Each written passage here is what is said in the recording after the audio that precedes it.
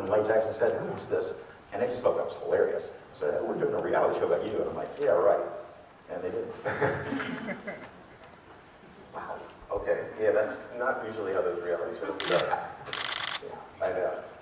And I think what's amazing about this is, you know, obviously this is a real workshop. Your relationship with your family is fascinating to watch. And Constance, I think what's really great just watching the footage is, you know, you're a fabricator in your own right. There's a really interesting dynamic with you and your dad that, you know, She's been working with me since she was 13. 10 years. 10 years now. and there's this great, I think what's really relatable is the fact that, you know, you have your own way of doing things. There's real push and pull. Talk about that a little bit.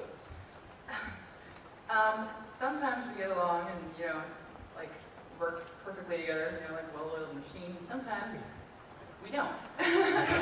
Sometimes a little more difficult, you know. I get really, really focused on creating these things. And a lot of it I do in my head, build in my head, and I'm staring at the phone and stuff, and she's just like, come on. I have my way of doing it, and she starts to work on it and say, don't do that, it's not the way I want it. Yeah. And does she surprise you? I mean, are there things that suddenly come out? Yeah, actually, very proud of her. Just some of the things that I don't do the project that I might totally stay away from it and make, and she does it herself. It's awesome. You know, if she's working with me sometimes, then she'll rely on my, you know, skills and stuff to kind of show her what to do. But if I just like pretended to die or something, then she was left on her own. Then she does a great job. We just have different ways of doing things. I'm all about trying new things. Yeah. Oh, yeah. I sent her actually to a really good makeup school to like learn a lot of new stuff, new materials and stuff that are out there. Turned out some of the teachers, SyFy was one of the teachers at the school, and I was in there going, her dad taught me how to make molds. You know, like, she's like, Wow. I was just trying to skate through without anybody knowing that. yeah, she was trying to get like ideas because she was and then I was like, oh, okay, I'll do that one. And Roy, where are you in this whole mix? I own and operate Soda Effects. Lee and I have been pals for like 20 years. He's been a head designer and fabricator for probably like 10 now. Yeah. 10 years. And it's kind of all in the family. It's just been a long, crazy run. He started bringing Sonia and Constance and his other daughter over. Yeah, I have my team that I use, which is basically my family, and Johnny, and it's like, you know, we come in and get these great jobs, you know, because a lot of this stuff is from bands. You know, I was working for, you know, Kiss and Alice Cooper and Devo, so it's like, you know, I come into him and it's like, he'll come to me first and stuff, and I'll be like, yes, let's do this, because I love the jobs he gets. It's much more fun than doing big food for Snapple or big fruit, you know, that's what I used to do. I mean, Although we love Snapple. Yeah. Yeah. I mean, we're very fortunate. I mean, about 12 years ago, digital started taking over for a lot of things. So I made a really conscious effort to try to do a lot of live production stuff. So I started working with bands like Alice Cooper and Devo and Insane Clown Posse. And we get to do touring sets. So a lot of monsters we do are for live stage shows, which is great. I mean, all of us kind of have a little theatrical background too. Well, I know rock and roll background. My first album was Alice Cooper, $1 Billion Babies. Yeah. And you know, when I saw the Cyclops and everything, you know, that's like iconic to me. Yeah, last year we got to rebuild it. We rebuilt Alice Cooper's Cyclops from his 1975 tour for Cleveland. It was a dream. And same thing with like Kiss doing Gene Simmons' armor. You know, it's like, this is amazing. You know, this is stuff from when I was in high school and everything. That you know, was a rock and roll kid.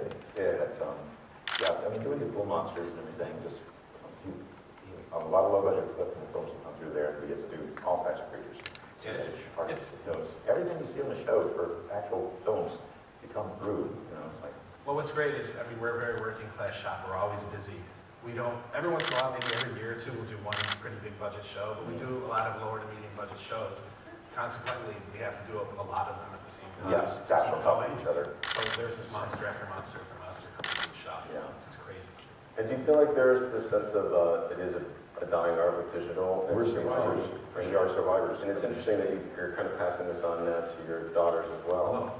And you know, just I don't think it's going to die. I hope it doesn't die. You know, just there's always room for it. I think CG is, you know, it's a good complement to the physical effects. It shouldn't replace them.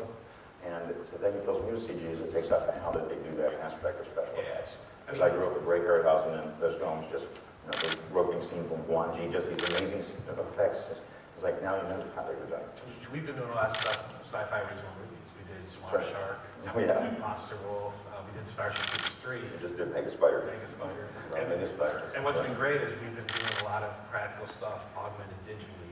And I think the actors really like this because they have something there that they can work with, and then later on they go and they augment and make it better in post. Also, for some of these directors, if you bring in something that's a physical effect to show them, hey, you don't have to shoot this digital. You can do this on set with this thing. Actors love working with it. You know, you bring in a cool thing. Tony Randall was awesome. These older school directors who work with physical effects, you know, they're the ones, they really want it stuff. Some of the newer guys who've never done physical effects are kind of scared of it. Used to be the rule was, when you first film, never work with children or animals. Now it's children, animals, physical effects. So, you know. Interesting. Why don't we open up the floor? Hey there, you mentioned Ray Harryhausen. There's a lot of guys out there in the past that have done some amazing work, but for you, who really set the bar? What is the let's say this? Who created the creature that for you is like the Mona Lisa, the thing you always inspire for? What is that? Edgy Subarao created Godzilla in 1954, and that was the iconic creature for me. My mother loved monster movies, and I hated babysitters. So she was taking me to movies when I was 1 year old. I saw Mothra and Gorgo, but when I saw Godzilla vs. the Thing in like '65, and that was Godzilla fighting giant Mothra, it was like, you know, from that moment on, I knew that I wanted to be Godzilla. And I finally got to be Godzilla because I did Pee-wee's Big Adventure and I played Godzilla in that. So that's me. That's awesome. And Constance, what are you aspiring for? Like, what's your ultimate creature? Honestly, I've already done a lot of dream jobs, as it were, you know, like gigs and stuff. You're very fortunate. Yeah, whereas like, what I'm inspired by those kind of creatures, classic universal monsters. I love, you know, Creature from Black Lagoon, Bride of Frankenstein, and I mean that's kind of what I'm into, you know, like, and yeah. The old school monsters, because, you know, that's monsters from the 70s on when it turned into slasher films. It's not the same. Not a big Well, except for, I mean, the pinnacle of makeup effects, I think, is 1982's The Thing, John Carpenter's Thing. That's never been surpassed, and there's not one digital or optical effect in those creatures. Yeah. It's unbelievable. Over here. Our audience is really excited for the show, and we've kind of been following through the Hollow Point episode that you just did a couple of weeks ago. But I just wondered if you could talk about what's the premise going to be? Are you going to do kind of like one movie or like one effect per episode, or how does it work out? Well, the structure right now, I think the show's going to follow is that we have one A build, we call it, one main creature that we're working on, and there's usually a B build, which is another project we're doing at the same time. And that's like, you know, the only thing that lacks realism there is the fact that usually 3 projects come on at once. But yes, us losing our minds and ripping our hair off trying to get everything done by their deadlines. But there's the show will focus on one main creature and then a secondary project going on at the same time. I mean, the way we work, there's literally someone in our shop 24 hours a day, 7 days a week. We never go home. There's no way we would ever get the things done in the time schedules that we get. And I would take some of the cat food at home so that they can feed themselves. You know? I will say that it's been very interesting shooting the show. From what I've heard, as if I'm like standing on set with you guys, but that there so much happens in your head that getting it out on paper to see your process has been, I know, a very interesting experience. It's really different for me because I am very much that I do build things in my head. I'll stare at film for 2 hours and build it in my head. And working on a reality show, that doesn't make for good television. They want me to explain what I'm doing, so I'm like, you know, the first 3 days I locked myself in my room. Then I finally came out and was like, okay, I can do this. You know, and it was awesome. Is that, Constance, is that like what you're feeling for you? Like finally he gets to like have to put it on paper? Well, he doesn't even actually put things on paper as much as I do. Like, you're just kind of like, he'll tell you what to do, like, oh, make this, make that, and you're like, where is this going? Until the very last moment, it all comes together. I like to draw things and try to like plan it out and have, you know, schematics, whatever. I just like to plan it and have it there. So The reason for this being also, sometimes I don't have a finished thing in my head. I have a general idea in my head what I want, but I create as I go, and then it's not until like the last 48 hours that it's like, okay, bam, it's just suddenly hits me. This is where I want. This is what I'm doing. That's not great to have the Yeah, that's But why I I have a have hard saying. He's falling across the floor, punching his chest. You know, it's like, hey, Cleve, Tony Randall wants to come over to see his creature, and I'm like, fine. it's a pile of foam sitting on the table. But he was also seeing something in his head that he couldn't describe or draw. Yeah. And he looked at my big pile of stuff and saw it. You know, he was awesome to But work the other with. thing too is that's what's magical about it, is that you'll see it go from a pile of foam on the table to the creature that's in the movie, and that's. Sometimes in the last 24 hours. But for all of us that have been doing this, we've been doing it for 30 years, I've been doing it for almost 30 years, and to this day, that's still magical for me to see this pile of stuff turn into a monster. It's pretty Because I will canoodle something till the last minute, and that last 24 hours, constant snare like this machine, forward, and it goes. And it always, you know, we always make our deadline, we always have it there, sometimes like an hour late, but, you know, it's always there to shoot. And points to Roy for being so, you know, so understanding and trusting. Oh, because he does he'll all be like, the wanting this here to tomorrow, prove. is it going to be done? Because there's nothing. You're like, oh yeah, I just need to do this. He's like, There's okay. one thing you'll always say to me, you ask me anything, and you're gonna get my answer. Awesome, how's it going? Awesome, because I will never accept the fact that things aren't going awesome. I know in my head, it's going to be done. I won't accept the fact that it will not be done, no matter how stressed I am. So, and he doesn't want to hear the truth anyway. He just wants to hear that everything's awesome. Well, You know? but it's good that at least he has your back when it comes to talking to business people. Well, this is why my ex, Sonia, drives him insane, because she comes up, She's the it's one never who- gonna be done. I said, it'll never be done. You might as well just call him now and tell him it's not gonna be done. And he's like, don't On say that. Thursday, when we get back, I'm directing a music video for Vivo, and Cleve's making creatures for it, and he's in one of the creature suits. And the stuff's almost done, but it's not done. Yeah. And of course, we have Sonya, his wife, like, it's never getting done, it's never getting done. So she's, don't tell him that. Yeah, he can't handle that. I just went, please don't do this. You know, you're killing Roy. All right, we're getting under plane tonight then, apparently. Well, we have another question. What's the craziest creature you've ever created and why? The what? Craziest, wacky. Craziest creature. Craziest?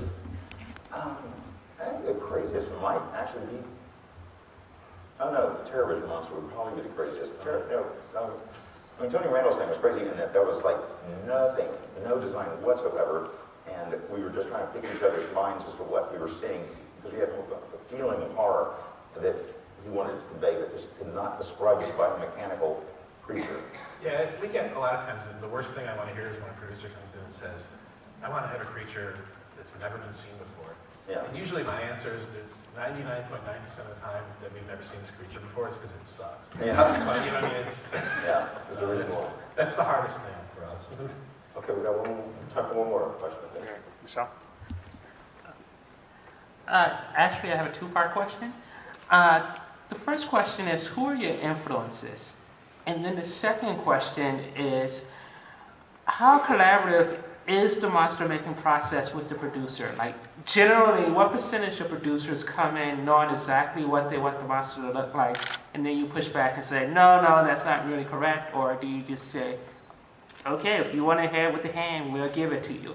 And then what percentage of producers come in and who have no clue what's going on? Okay, well, first part of your question, my influences, E.J. Subaraya, who created Godzilla, Jack Havon, who did the Creature from the Black Lagoon, and Ray Baker, you know, American Werewolf and stuff. He's been actually a friend since the late 70s. Those are my main influences. I say, and Ray Harryhausen, because I did start out as a stop-motion animator before I got into makeup. But that's also bringing a creature to life just in a different style. As far as, what was the second half there? Producers. It depends. Some actually are very like some are very insistent and like they know exactly what they want and it cannot, you know, differ in any way from that design. Whereas some are just like, we want a werewolf type thing, and you know, let you go for it. So it really depends. I'd say it's almost half and half. Yeah. It seems like more and more people now don't have an idea when they come in because they try to do so much in post. It seems that people that want to do the practical stuff have at least some kind of idea when they walk in. But when you work with more of the old school directors at Cleveland, I've worked with like Tony Randall, who did Hellraiser 2, Sean Cunningham, who did Friday the 13th, Richard Elfman, who did The Forbidden Zone. They know what they want. Like those kind of directors walk in and know almost exactly what they want. It's kind of the newer people that don't. Yeah, it's like, because I mean, I pride myself in that when I'm doing the design, I nail it. If it's a design that I feel is bad, I will try and convince them not to do it that way, to maybe, you know, do something a little different. But, you know, if push comes to shove and I can't convince them otherwise, then we do that creature. Yeah, I mean, ultimately, what's very hard for us and for Cleve is it's commercial art. I mean, we're being hired to build their vision, and we try to steer them in the direction of what we want to do. But ultimately, I mean, we have to build Because we figure we have a good taste of monsters. Yeah. Yes, you do. Okay, and with that, thank you guys. Well, you'll be down here to chat with you. Thank you very much.